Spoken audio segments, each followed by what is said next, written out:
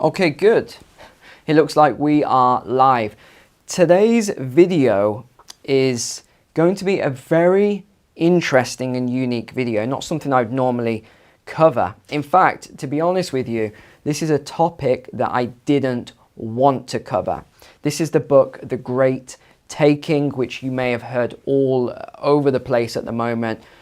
People have reviewed it.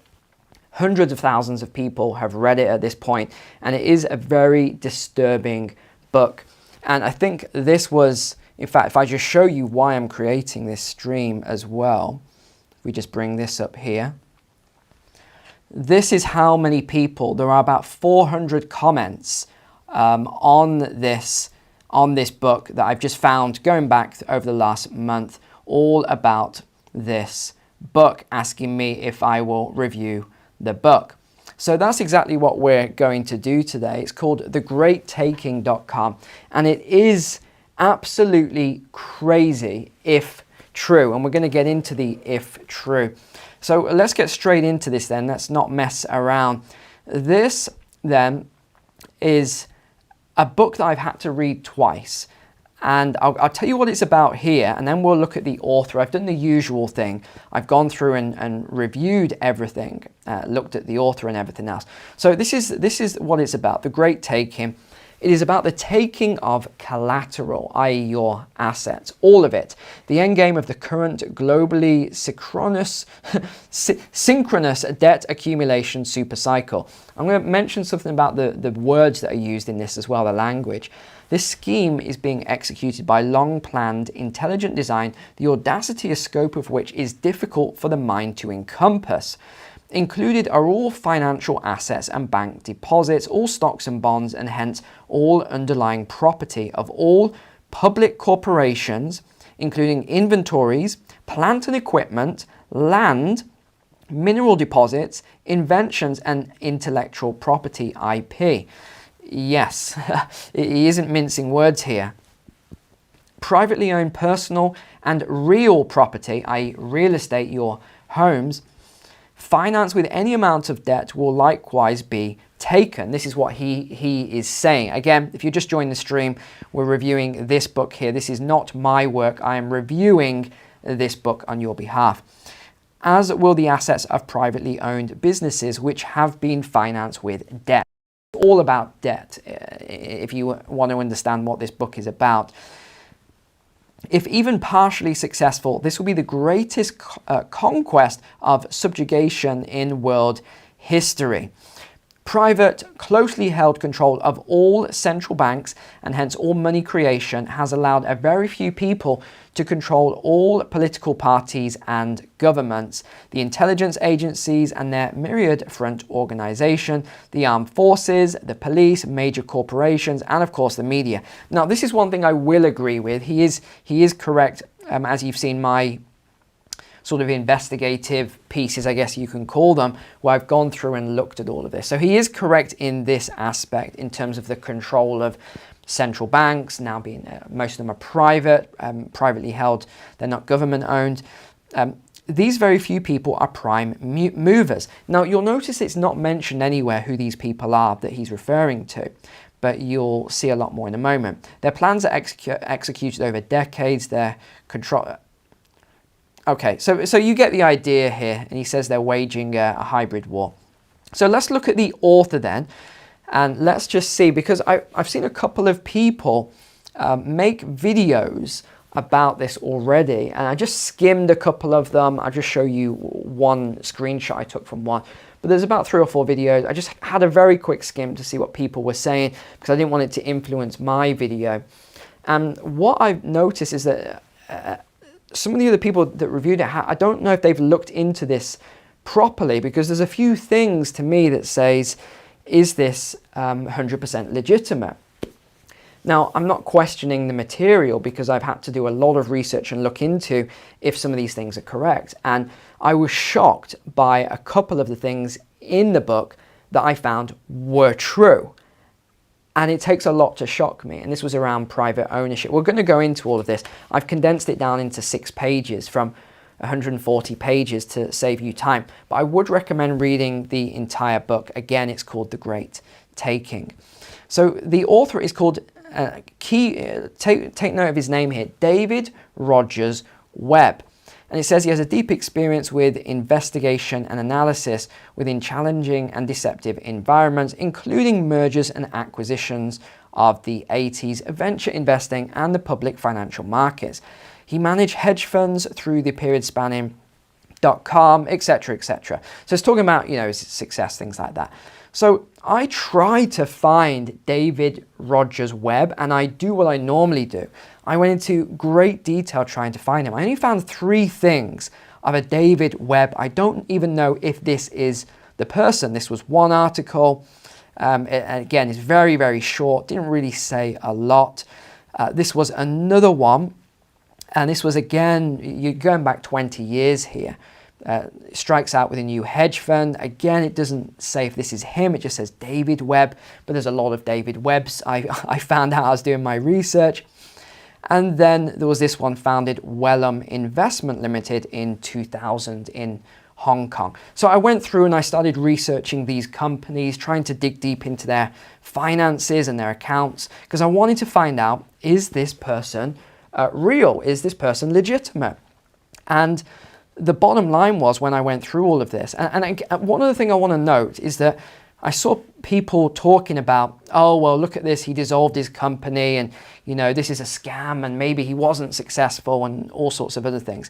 Just because someone dissolves their company, by the way, it doesn't mean that they were unsuccessful. You see this all the time, usually by people that don't understand finance and how companies work. I mean, I've dissolved companies before. Right? It's for a whole host of reasons. Maybe you move from one country to another country and you don't want to run that physical location country anymore. You want to set up another company. Maybe you were doing something that just wasn't very profitable and you want to, so there's a whole host of reasons. So I don't think we can pull that one up, which is what I'm seeing a lot of people saying, that maybe this is a big scam because his company failed. The company didn't fail. It was dissolved. There's a big difference.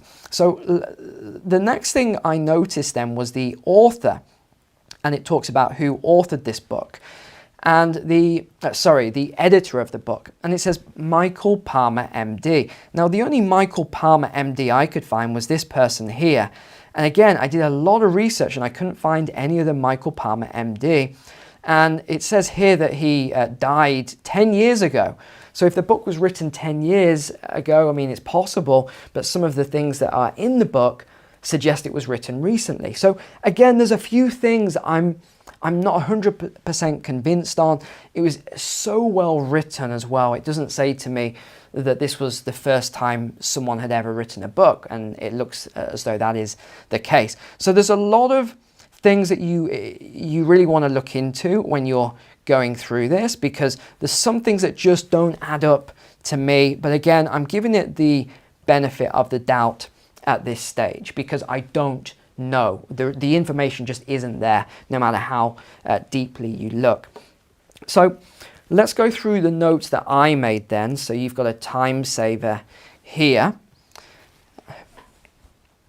And I want you to bear in mind as well that this is the author's opinion. All right, so some of these things are facts, yes, but some of them are the author's opinion, in the same way that what I share with you on this channel is my own opinion as well. The next thing was, I couldn't see any financial gain for him in writing this book. If anything, he's really put his neck on the line in creating it. So that's another thing. It's a bit like if you've ever studied Bitcoin, and the whole thing around Bitcoin. It's like a bit mysterious. To me, this whole thing is extremely mysterious because it's so clever, and some of the best finance people in the world didn't know what was in this book and what's been going on behind the scenes. So it is very interesting. I think if the timeline's correct, he's in his 60s now, so he probably doesn't care if he gets any backlash. The other thing that the book doesn't go into was it doesn't explain how this is all going to happen. which I thought it probably would explain, how it would happen, maybe give a timeline perhaps, or give some examples. There was none of that. So I'm going to insert a couple of my own. One of them, I think the way this could happen is potentially a cyber attack. And that's because of the intangibility of financial assets now. And you'll notice some things on the desk here. We'll go over this later on when we hit solutions, because another reason I didn't really want to make this video is because I like to make videos where I can give you a clear solution, things you can work on, things you can change. This isn't one of those videos. There is very limited solutions and actions that you can take against this. Pretty serious stuff. And the other thing I've seen against the book, so I saw again some attacks against the book saying that this will never happen, a great deleveraging hasn't happened in 200 years, and things like that, and that these only happen once in multiple generations and things like that. Again, this is not accurate. We have seen, which is what would result from it, something similar to serfdom, if this is true and this actually happens. Now you can see how serious this is. I don't want to sound like a crazy person talking about it, but that is the result of, if this book is true, what would happen in the worst case scenario. So I was looking through this, and it reminded me of the Peasants' Revolt video I made, the Peasants' Revolt of 1381 in England, which wasn't a popular video because I probably didn't package it and sell it very well to you as the viewer. I say sell, but it's a free video. But that's what this reminds me of a little bit, where we saw the breakdown. And remember, serfdom wasn't a rare thing either. It's existed right throughout Byzantine, the Roman Empire, multiple empires. We've had it in England, I just referred to, Russia in the 17th century. We had it in France, Germany, most of Europe. And if you think about France, the French Revolution, again, I did a video on that, which I think most of you enjoyed, and talked about the details that were just not in a lot of history books, some of the things that took place in the French Revolution. Wild things. And we could see some pretty crazy stuff happening again. Yeah, okay, so his premise then, what was it? It's based on a handful of things. He's talking about how they don't issue paper certification anymore of your assets. So you might have a property. You all live in a house or an apartment or a flat or something like that. And he was talking about if you have a mortgage, or even if you own that property, you probably don't have these things which are on my desk here. These are deeds of properties that I own. 24th of November 2019, this one, 10th of June 1925. Okay, so you can see I actually have physical paper deeds. People say you can't get physical paper deeds anymore, and that is true to some extent. You actually can if you know how to do it. So that's one of the solutions we'll come to at the end. Next thing is, this is all leading to you'll own nothing and be happy by 2030, and that the clearing houses and the brokerages are not regulated. So I'm going to go through and read a couple of extracts from the book then. One might seek comfort in thinking that this must be crazy. Nothing like this has ever happened before, but it has. The precedent for the intent, design, and horrific execution of such a plan can be found by examining the early 20th century, the period of the Great Wars and the Great Depression. The proclaimed Great Reset now in progress, however, includes major innovations, which will allow unprecedented concentration of wealth and of power over humanity through deprivation. How might it come to pass that you will own nothing, as so boldly predicted by the WEF? It certainly is not about the personal convenience of renting. Now, I want to bring in one point, and we're going to show you on the screen here, which is a key point, and I've talked about before, and that's what he calls VOM. We know it as velocity of money, or money velocity, or the money supply. So let me just pull this up for you.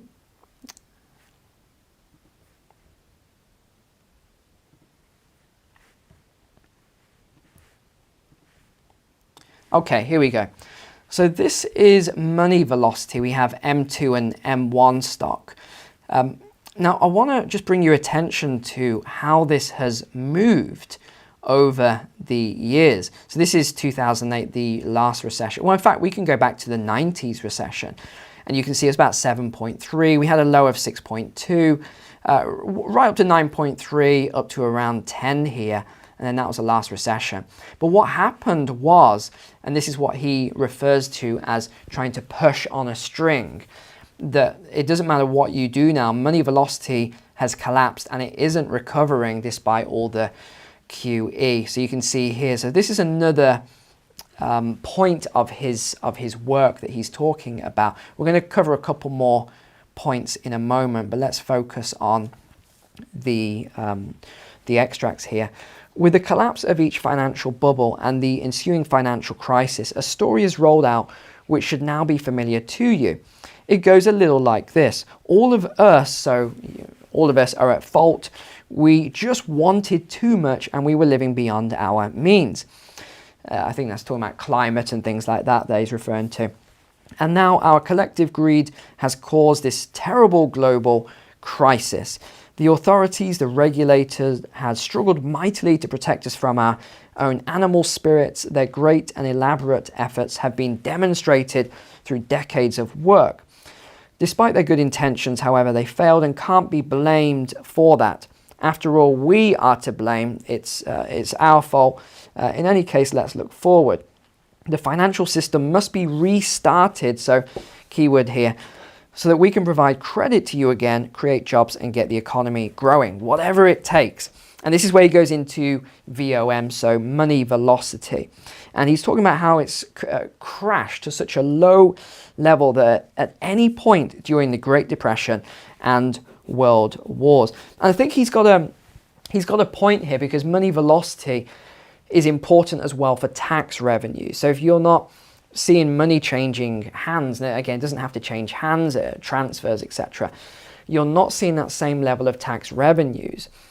And we're also seeing tax revenues collapsing as the debt is increasing. So again, I'm putting my own spin into this now, but he is correct in what he's saying here. And I think we know these points.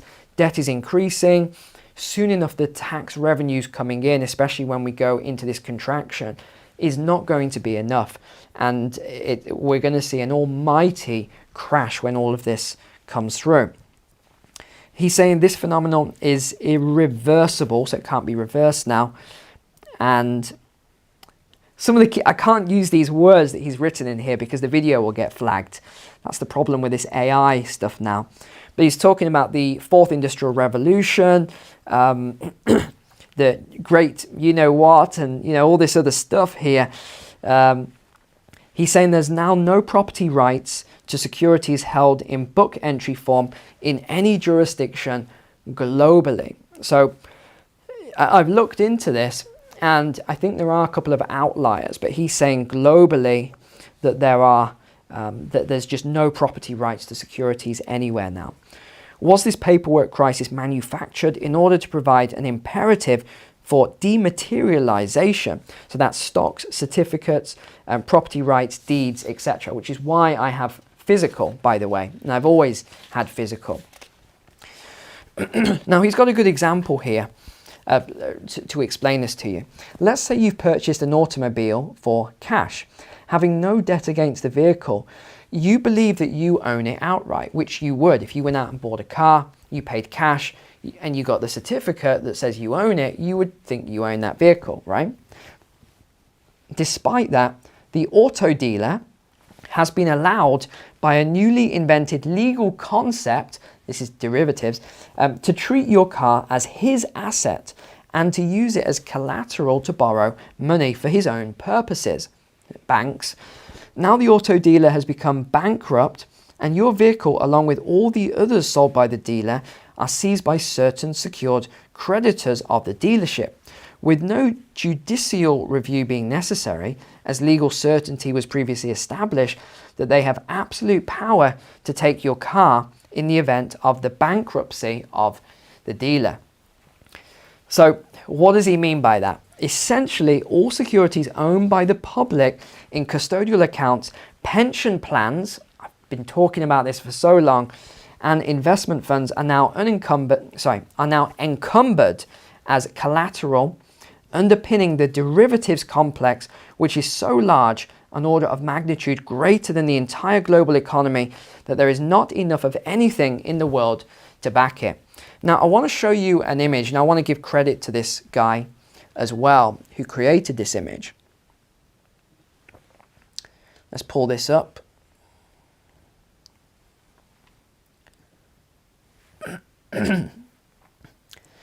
Okay, here it is.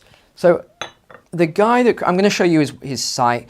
So I saw this on his name's Parallel Systems. So just to make sure he gets the credit for this image that I'm borrowing here, I'm sure he won't mind.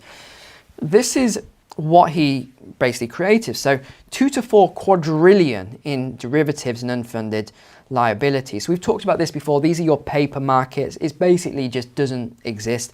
We then have commercial real estate, 300 trillion underneath, banks and pension funds, 200 trillion, 120 trillion government bonds, healthcare, supply chains, social security, etc., paper currency, commodities, land, and then you have gold and silver. So again, this is his. I haven't checked it in detail to make sure every last number here is correct, but I'm just using it as you just need to know it as an example here. So it's pretty staggering. This is why when we come down to this and you see what the BRICS countries are doing at the moment, what are they focusing on? They're focusing on their local currencies, commodities, land, business, precious metals.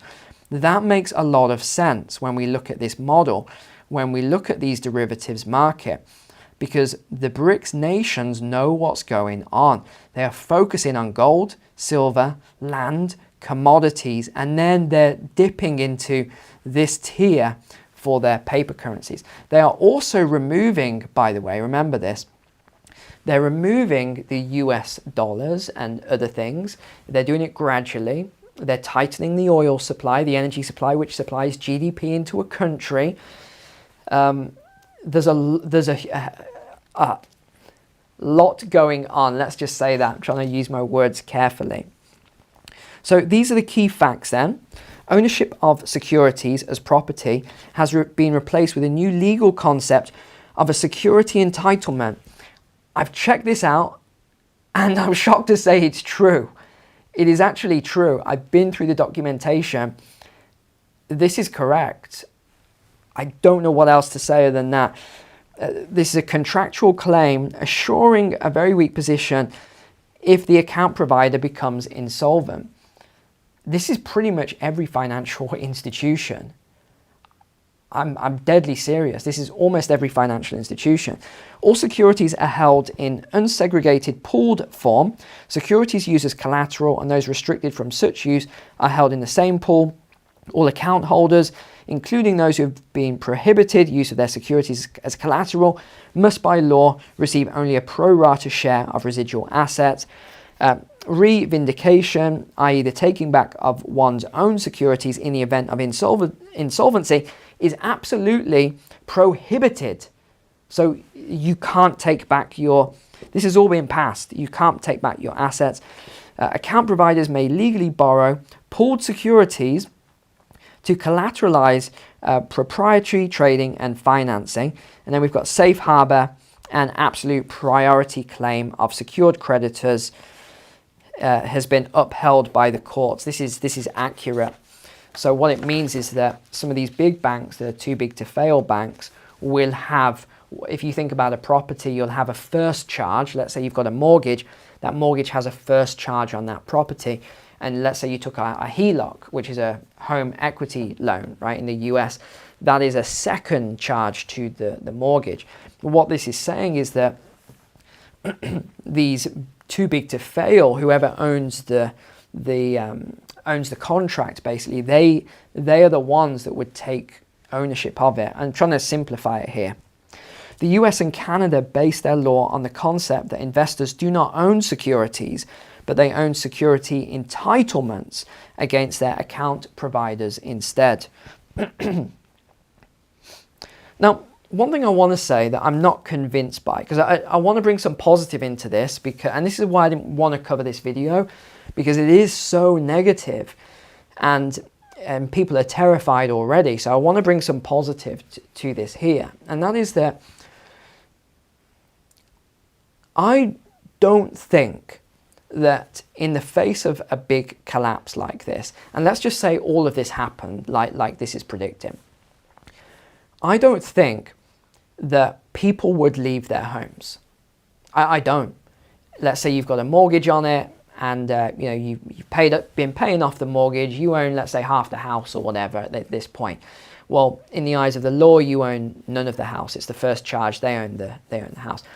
I just can't see all the people just leaving their homes with their family, going on the streets, things like that.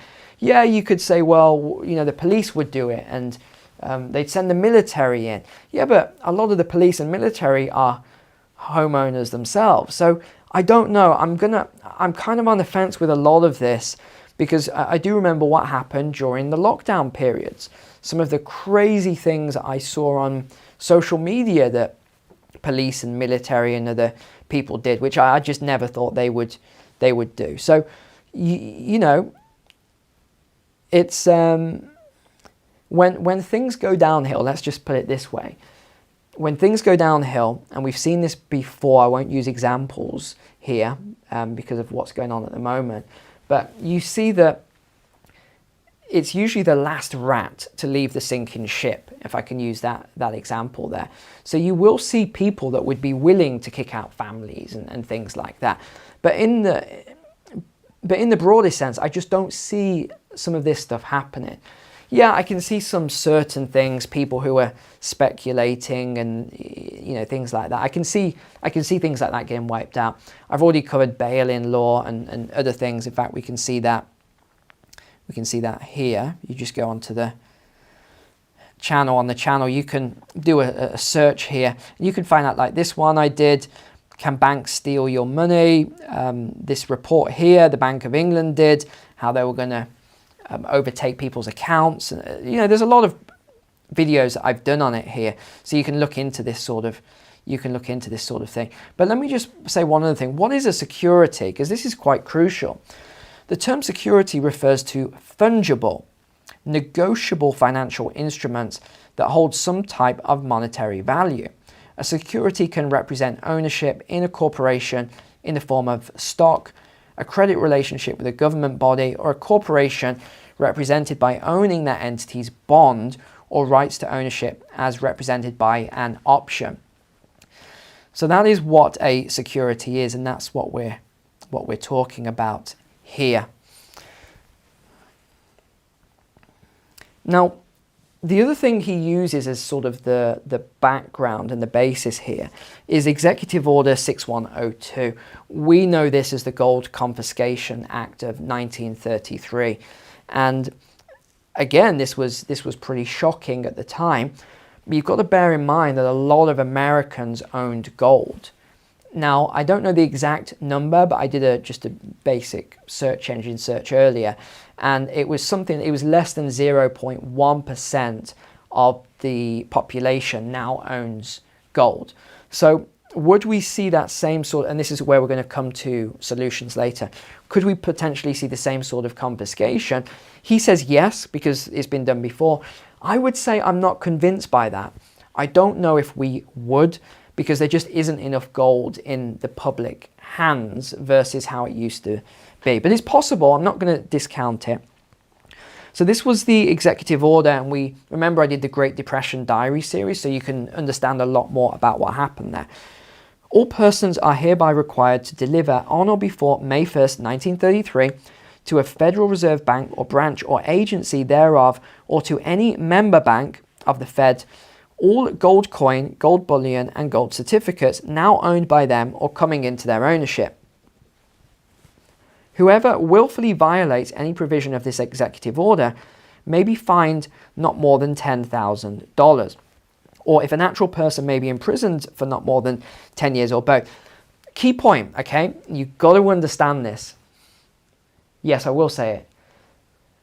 Last time, if you remember my diary series, What did I say? I said the media and the things that came out were lies. The diaries actually showed you what happened. It said not one single person was prosecuted who didn't give in their gold, right? So they didn't give it in, they were caught. Not one single person was ever prosecuted. So basically the threat, and this is the thing with human beings, it's the threat, it's the fear of the prosecution that people are afraid of. It's not necessarily the prosecution itself, it's the fear of the prosecution. So they just willfully gave over all of their gold, even though there was no prosecutions, there was no fines, no one went to prison, etc. And again, that's if those diary entries were all correct, which I think they were. There's no reason for those people to have lied in those diary entries. I recall the words of my father who had lived through all of this. The only thing they can't take from you is your education. And I think that's quite ironic, because what do I always say to you, and what do I say in my courses? Focus on internal investment, then focus on external investment. Most people do it the wrong way around, and that's why they lose their money, because they don't focus first on that internal education and learning about investments, learning about the psychology of money and wealth and how it all works, and how these rich families and the richest people, how they've accumulated it. There's obviously a system there. Yes, there is. It's the same with stock market investing. There's a system, there is a methodology. And I think he's correct here, because most people, they don't spend a few $100s to learn about this stuff, but then they'll invest $100,000 for certain people that have got a lot of money and take the risk, which I still find very baffling, but I don't want to be too critical here. Next thing he says there, holders of cash in banks are unsecured creditors. Again, we've covered this in detail a lot, with no enforceable claim to their money. Yeah, we've gone over this. This is bail-in law. Again, this is accurate. Bail-in law is correct. It's been promised that there will be no taxpayer bailout this time, as if that is a good thing. Why? Simply because this will allow the banks to be closed rather than nationalized. Then all deposits and assets will be taken by the protected class of secured creditors. This is where it's going. The big banks are organized as holding companies with subsidiaries. Again, I've checked this out. It is correct. The purpose of this structure is to legally separate risks. A subsidiary can be designed to take on liabilities, which cannot attach to assets in other subsidiaries or to the holding company. The weakened subsidiary can be separately bankrupted. Again, this is true. This is, if you think of Monsanto and some of these companies, that is exactly why they do subsidiaries now. Because if you are going to do a lawsuit for anything that they've done, which is a lot of crazy stuff, then the liability is limited.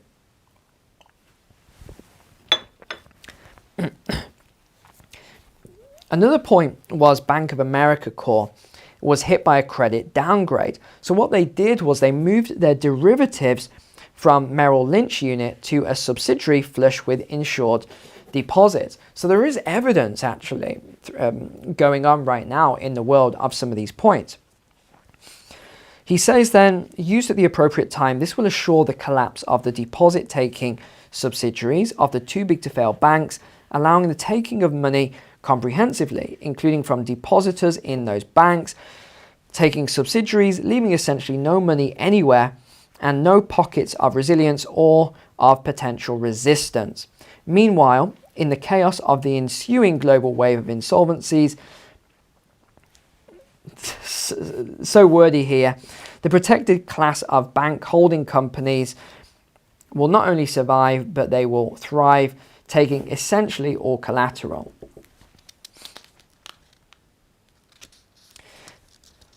The next thing then was he references the BIS comments, the Bank for International Settlements. And do you remember the viral video? He was quite a big guy, shall we say. If you remember that video, that might prompt your memory here. He said, "We don't know who's using a $100 bill today and we don't know who's using a 1,000 peso bill today. The key difference with a central bank digital currency is the central bank will have absolute control on the rules and regulations that will determine the use of that expression of central bank liability. And we also will have the technology to enforce that. In other words, we will have absolute control. And that's what central bank digital currencies are about. So what we're seeing is a convergence of all of these things at a time of, we'll come into the fourth turning cycle. I'll talk about first, second, third as well if we have time here. So we're seeing all these things converging at exactly the same time. We're seeing these hot wars sort of heat up as well. We have, well, in fact, there's loads of conflicts around the world. They're just not advertised. What is advertised? Ukraine, Russia, Israel, Palestine or Gaza at the moment. Right, so we're hearing all about all of this stuff. We're seeing a lot of just breakdown everywhere. And this is following on from what happened, during 2020 to 2022. So everything is coming together, and he's talking about the everything bubble in assets.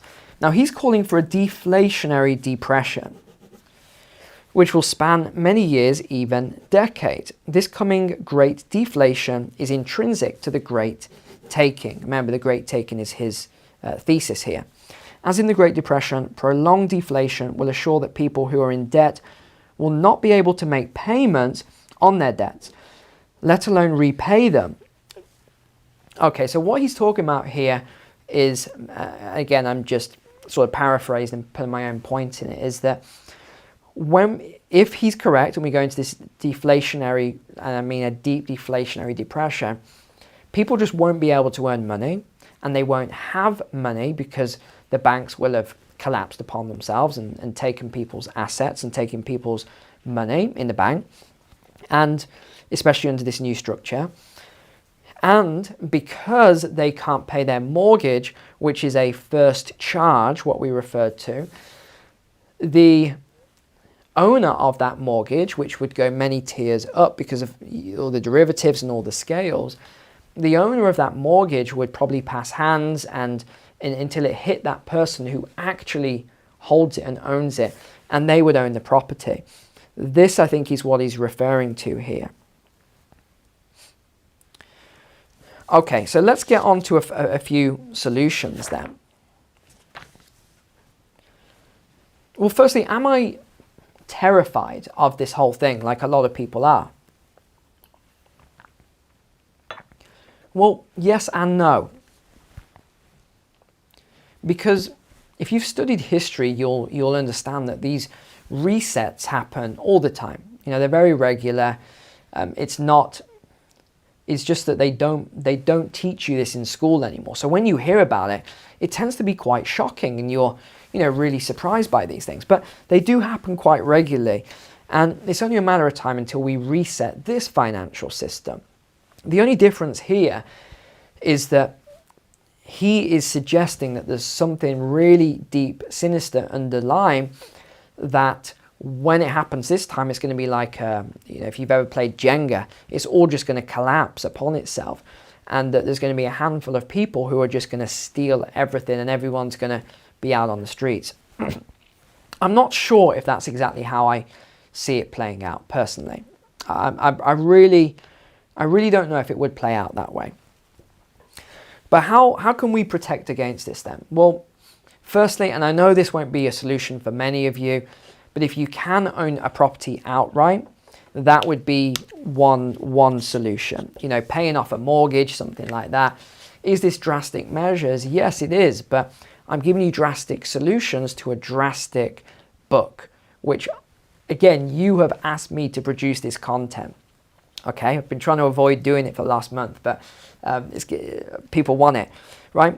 So that's one thing you could do. Another thing is you get the deeds, like I mentioned here. You get the physical deeds to the property. You have ownership. You can prove it with these deeds, and they are hard to get, but there are ways to do it. You just need to look into how to do it. I'm not sure how much I can say on it in terms of how I did it, but I had someone arrange it for me. if I just say it that way. So I do have my deeds, and it is possible to do in a lot of ways, but a lot of them now are electronic. So there'll be certain countries, it doesn't matter what you do, you're going to struggle to get those deeds because they will be electronic. A lot of this stuff now is electronic. The next thing then is gold and silver. You know, this stuff, this is always going, I don't think they'll ever confiscate silver. I really don't. I've heard people talk about it. I just don't see them ever confiscating silver because it's just too big, it's too bulky. If they were going to do a confiscation, it would be gold. Even then, I don't see a gold confiscation on the cards personally. I just don't think that's what would happen. Next one then is cash on hand. So, you know, this stuff, having cash, having US dollars. But remember that these US dollars eventually turns to this $1 trillion, this bill here, $1 trillion, or €1 trillion, which a subscriber sent me. But eventually it all ends up like that. It gets shredded, it's worthless. This is a 1 billion marks, as you guys have seen before, trillion Deutschmarks. So yeah, have cash and things like that, but is it going to save you in a situation? To an extent, yes, but look what happened with Nigeria. You remember my coverage of Nigeria, new digital currency, they reset the currency, and then what did they do at the exact same time? They changed all the banknotes. They restricted the banking, and Nigeria's having a lot of problems now. If you follow Nigeria, they have got a lot of issues going on over there. One or two last things I want to talk about then.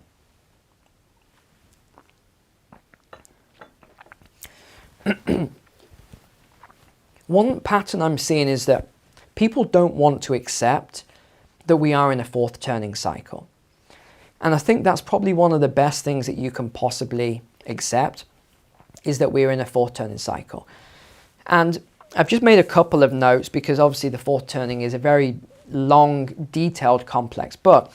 But you have 4 cycles. The first is the high cycle, which occurs after a crisis. During the high, institutions are strong and individualism is weak. So this is what we're seeing. These institutions have a lot of power and individualism is weak. Society is confident about where it wants to go collectively. Those outside the majority often feel stifled by conformity, right? So we haven't gone into the first cycle yet. We're still in this fourth cycle, which is crisis. That is era of destruction involving war, revolution. Yeah, it's just all out chaos, basically. And that's what we're in right now. Because before that was the third turning, the unraveling. The mood of the era is that many ways the opposite of the high, the first turning. Institutions are weak and distrusted, while individualism is strong and flourishing. And then the second turn in that cycle is the one that I feel is the best one. That's what I'd like to slip into, but by the time we finally get there, I'll be a very old man. The second turning is an awakening. This is an era when institutions are attacked in the name of personal and spiritual autonomy. Just when society is reaching its high tide of public progress, people suddenly tire of social discipline and want to recapture a sense of self-awareness, spirituality, and personal authenticity. Renaissance period, right? So I hope I did this justice for you anyway. I tried my best without focusing on all the really negative doom and gloom, as it were, that's in there. It is a very, very negative book. It's a very terrifying book, scary book, especially on the second time you read it and start doing research, because you find out a lot of it is true. But remember, just because something is true, it doesn't mean that it will happen, right? There's always ways that things may not occur in that exact fashion. History's there to teach us lessons. Let's just look at it that way. It's there to teach us lessons, but things that have occurred in the past doesn't mean they're going to occur in exactly the same way in the future. So I think I'll leave it there. I hope that was really helpful in just looking at it from my point of view. And again, if you want to look into more detail on the author, If you find anything that I simply couldn't find, then just drop it in the comments below. But thanks for being online, really appreciate it, and take care. God bless you, God bless your families, and I will see you next time. All right.